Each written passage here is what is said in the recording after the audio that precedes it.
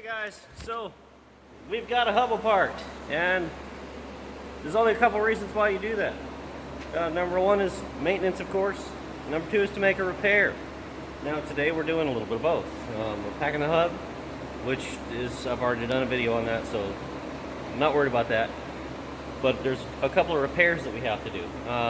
We're going to replace the wheel cylinder, which the last video I posted, as of the posting of this one, will probably have been the rebuild on that wheel cylinder. We also have to replace the brake hose, the soft hose. So I want to show you how to do the soft hose real quick and keep this video short, and then the wheel cylinder video replacement will be a little bit longer. So we've got this down here. We've got our new brake line right there, courtesy of our sponsors at BigMikesMotorPool.com. Don't forget to check them and our other sponsor at Rapco Parts out after you watch this video. Of course, their information will be in the description below. And here you see our problem. Now, this brake hose is original from 1987. This is a 1987 model dual circuit brake Air Force truck. And see, it's rotten, right? That's it was already rubbed at one point by the rim, I guess. It shouldn't, because it's got this spring retainer, but it did. And the hose is just rotten, and we can't send somebody down the road like that. Now, it's been all right just around here for years, being my yard truck, but this truck is now sold, and I'm not going to let it leave like this. So for this, you need a 5/8 wrench, which you see here. You need a 7/16 flare nut or line wrench. A regular 7/16 wrench will not do. If you use a regular 7/16 wrench, you will absolutely round the fitting off 100% of the time, guaranteed.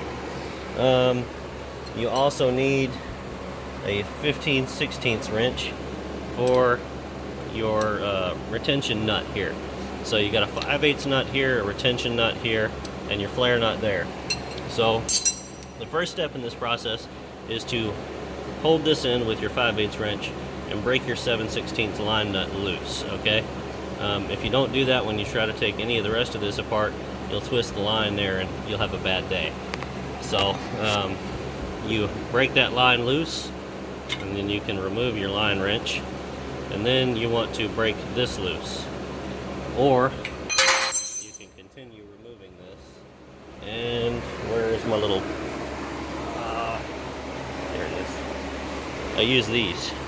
This is a silicone plug, a bore plug is what it is, that is meant for plugging the bores on rifles when you parkerize or blue them. I get those from brownells.com. They're a gunsmithing supply place. Yeah. So now we're losing fluid. I'm going to get that out of there, and we're going to plug this line so we lose less fluid and we have to do less bleeding. Okay? Now, it doesn't take much to get it in there. And the rest of the fluid that's leaking out of the line itself makes no difference, because you're going to lose that one way or another. And since we are replacing the line and the wheel cylinder, I already know we're going to lose all the fluid from that line out. There's no sense in trying to save it.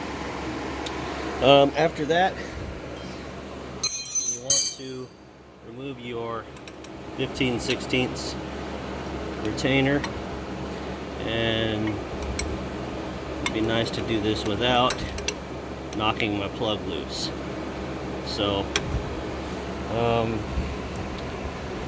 probably not going to be able to do this one-handed, but let's try. See if we can. Oh yeah, I'm good. Just rested the wrench on the tie rod there. Okay. So the reason you want to remove this end of the line first, or the hose rather, is if you try to remove this end first, you're just going to twist the line up and it's going to fight you. Now you can take the block the 90-degree block off the wheel cylinder and do it that way, and then it doesn't matter. But it's just I find it easier to do this in first. It's just me. You do it either way you like. So, all right, you see what the point is there, right? I mean, I'd like to get this whole thing off, but these fittings are kind of long-winded, fine threaded, and they take all day to get off. So let's see if we can't.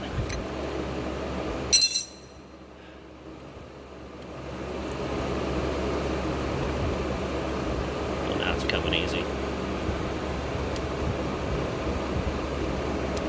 All right, now you want to retain your lock washer and your nut if you're using a new old stock line, because the new old stock lines don't come with these, okay?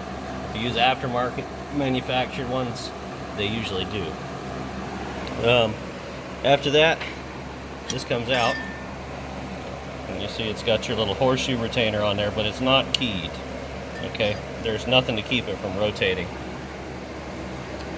After that, just break this line in loose and pull it off, if we can do that.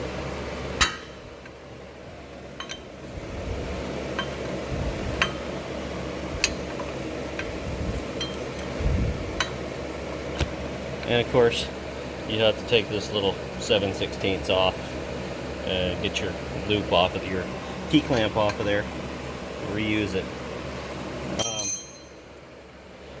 So yeah, fairly straightforward. I need both hands for this, so you kind of see the deal here. It's not super complicated, but I wanted to kind of show you what you're looking at. If you know you're going to have to do this repair in the future, or if you haven't done this, you probably should, because your brake lines are, brake hoses are most likely 30 to 50 years old, and they're going to blow on you any day. So I already had one of the trucks, one of this set of 5 trucks that I sold. My dad's actually, he stepped down hard on the brakes once and blew a hose, so he replaced them all. So yeah, and that's an 87 model.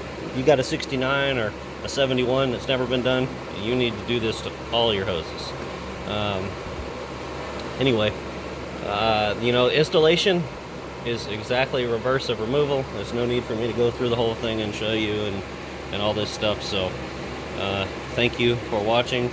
Our next video will be replacing this wheel cylinder here, so stay tuned. That'll probably be posted the day after this, and like and subscribe and all that good stuff. We'll see you on the next one.